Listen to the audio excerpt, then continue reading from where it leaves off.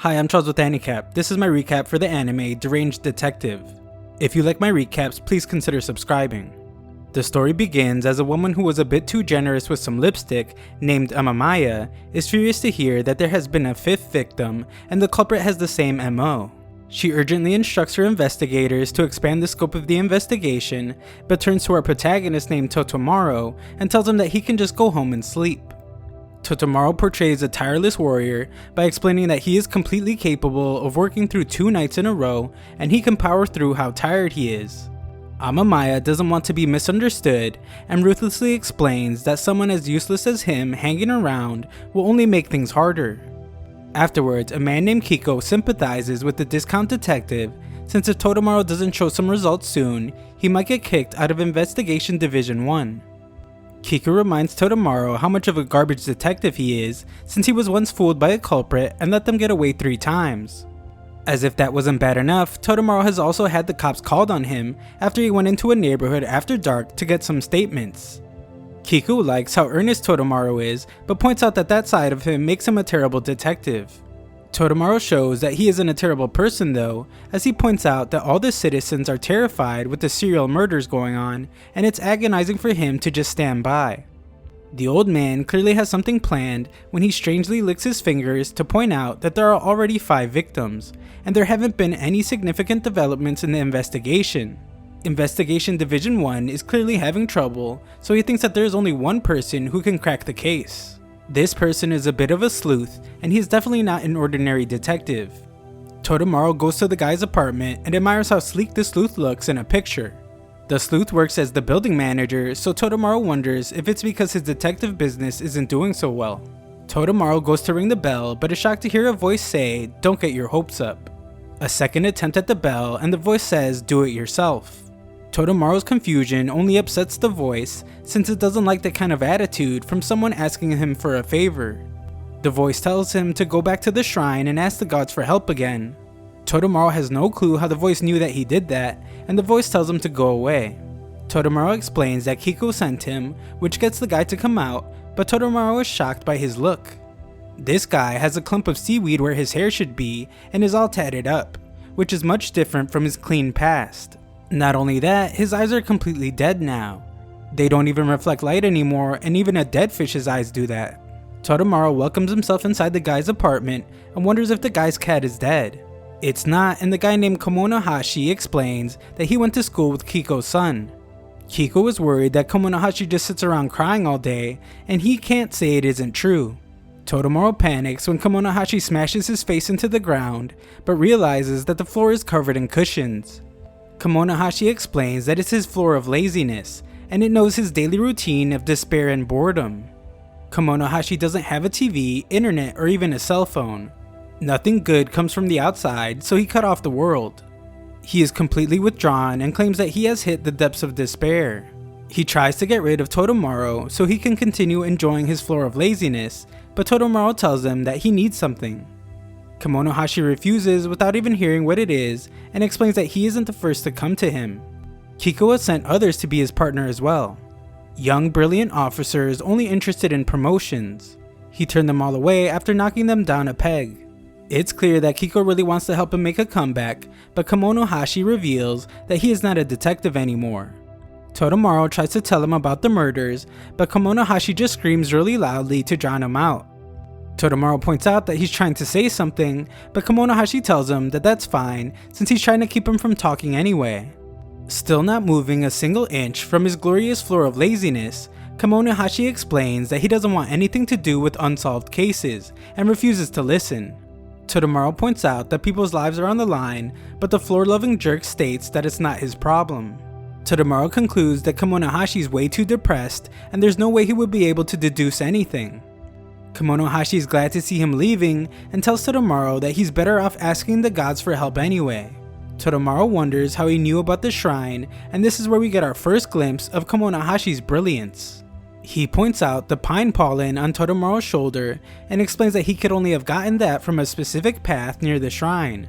Totomaro's unopened can of coffee in his pocket and jangling of the change in his other pocket made him realize that Totomaro broke a bill in order to offer a coin to the gods at the shrine. Of course, Todoromaru is amazed by his deduction skills, but Kemonohashi doesn't stop there. The lazy genius uses several of Todoromaru's behaviors to deduce that he was raised by his grandparents. He's also able to tell that Todoromaru is worried about getting fired, which is why he came for help. Kemonohashi, seemingly unable to put a stop to his own godlike detective skills, keeps going, but Todoromaru stops listening since he's already convinced that this way too depressed guy might be able to solve the case. Unfortunately, Kemonohashi continues to refuse, so Todoromaru comes up with a brilliant idea to yell the case details as loud as he can. His genius plan is foiled though when he notices that Kemonohashi has earplugs on. Todoromaru desperately pleads with him, but everything stops when Todoromaru gets a call from his boss. Kemonohashi takes his earplugs out to tell him not to take calls there, but it's too late. Amamiya explains that there has been a sixth victim and their body was found at a park in Shibuya. Todoromaru is the closest, so she rushes him to investigate. He prepares to leave but is shocked as something strange begins to happen to Kemonohashi. Kemonohashi explains that once he learns about a case, he can't hold himself back any longer, but he can't be allowed to solve cases anymore. He states that of course he wants to be a detective. Unraveling mysteries and solving cases is what gives meaning to his life. Not being able to makes him feel like he's going to go insane. That's why he cut himself off from the world, avoided people, and lived as a hermit by being a day sleeper. The problem is that he has a fatal flaw as a detective. A truly troublesome one that no doctor has been able to fix. Todoromaru, showing off his probably not so good detective skills, deduces that Kemonohashi must be sick. His body must be incredibly weak and frail, which is why he made the floor out of cushions. Kemonohashi demands that he leave and states that as long as he takes sleeping pills to knock himself out for 3 days, he will be okay. Todoromaru refuses to leave without him since he doesn't want Kemonohashi to waste his talents and points out that there is nothing more important than stopping criminals. Kemonohashi tries to tell him that that's not the issue, but Todoromaru begs for Kemonohashi to trust him and promises to back him up however he needs. Kemonohashi can't believe how naive he is as he calls him a fool, but does agree to help. However, he tells Todoromaru to listen carefully as he explains that no matter what, Todoromaru cannot take his eyes off of him. Todoromaru, clearly oblivious to what's really going on, promises to push Kemonohashi in a wheelchair if he starts feeling sick. Kemonohashi has no clue what he's talking about and informs Todoromaru that they will be running to the crime scene. The run has Todoromaru questioning his life choices, showcasing his undeniable talent for couch marathons over actual ones, and Kemonohashi explains that he stays fit as a hermit using the gym he built in his apartment. They are informed that the victim was a private investment broker named Okamasa, and he was on his way to a business party the night before. Kemonohashi then shocks everyone when he gets up close and personal with the stiff. Even more strangely, he begins to speak to it. He asks it how it could drown in a place with no water, and why did he hand over his valuables without a fight. The policeman is shocked since Kemonohashi has no knowledge of the other victims, but seems to know a lot about what happened. Kemonohashi explains that corpses want to talk and you just have to learn to listen. The white froth on its mouth indicates the possibility of drowning. Clothes show no signs of struggle, and his suit shows that he was wealthy. The tan line on his wrist says that his watch was stolen. Todoromaru seems to just now realize what a good detective looks like, and is amazed to see that he's totally correct. Over the last 9 months, 5 people have been killed at irregular intervals with that exact MO. All their valuables were stolen, but they had no external injuries. Testing revealed no alcohol or drugs in their system, and they were all found drowned in places with no water. Kemonohashi looks at a map showing where the victims were last seen and where they were believed to be going. On it are a date, a celebration, a class reunion, a wedding, and a birthday party. He uses it to narrow down the search area, but Todoromaru points out that there's nowhere in that area with enough water to drown in. Still not realizing that he's terrible at his job, he also points out that he can't even think of a place where a grown man can be drowned without him putting up a fight. Luckily for Todoromaru, Kemonohashi isn't useless like him and has thought of a great place where that could happen. He's glad to see that he isn't rusty, even after a 5-year hiatus, and celebrates with his new friend. Everyone is shocked to see him be so casual with a dead body, but he explains that it's just his style. He states that if you treat them with respect and kindness, the dead will open their hearts to you. Kemonohashi tells them that it's time to go, and shocks everyone once more when he reveals that it's time to arrest the culprit. Todoromaru can't believe that he already knows who it is, since the police investigated for 9 months and couldn't crack the case. The master of deduction explains that that's what he's there for, but Todoromaru still can't believe it took him only like 3 minutes. Kemonohashi calls him Todo and tells him to get out some money as they leave. Moments later, they're at a clothing store where Todo finds himself dressed up like a pimp. Kemonohashi tells the rapper Wannabe that he'll be going undercover as a wealthy man, and they will also have to do something about his hideous head of hair. They go to get him a haircut, and Todoromaru states that he will probably fall asleep since he has worked 2 nights in a row. Kemonohashi is surprised to hear that he isn't the only idiot that has stayed up 2 nights for work, but recommends that Todo should stay awake. Todoromaru begins to think that Kemonohashi might be a bit unstable and wonders if he should really be following what he says.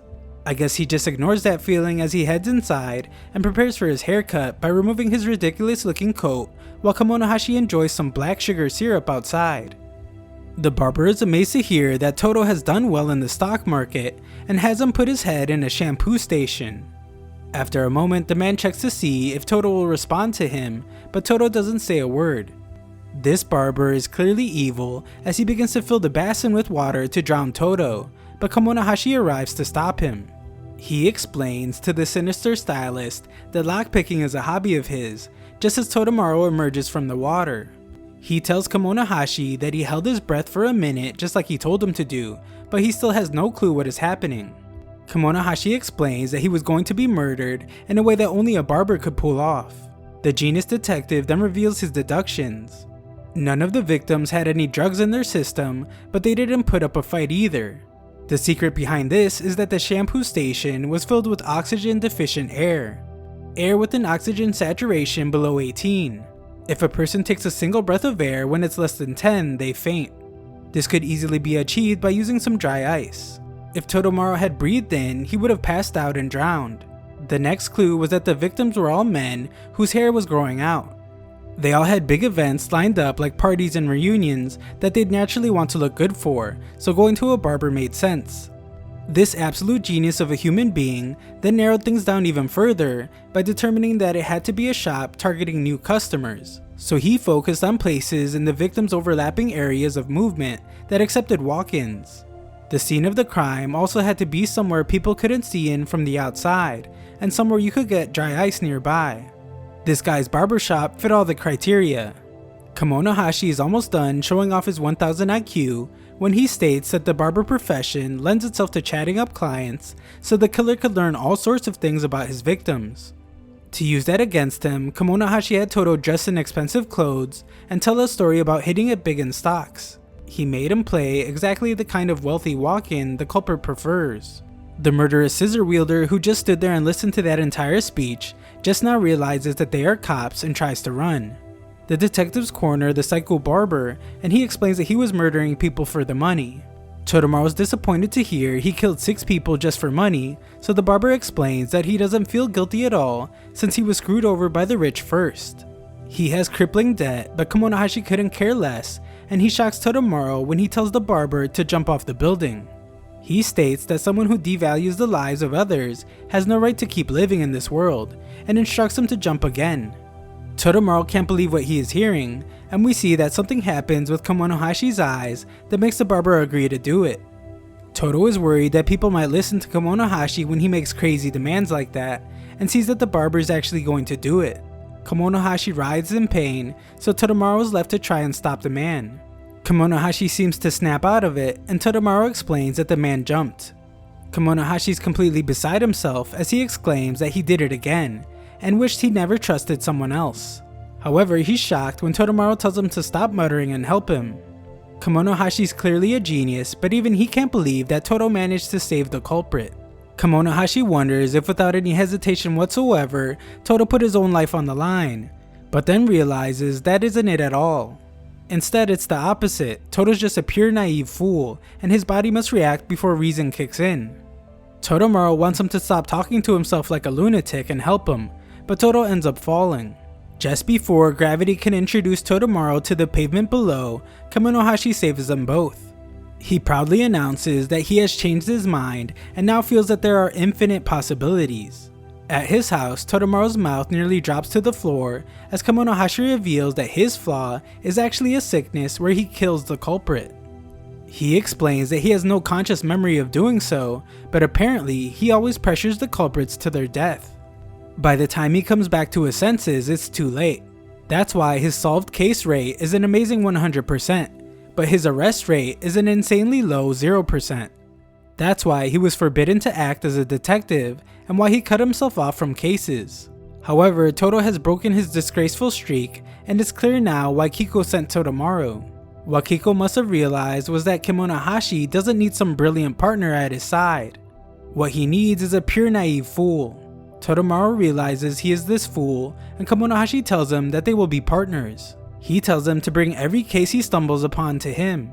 Kemonohashi explains that he will let Todamaru take all the credit, so starting today, he will be a great detective.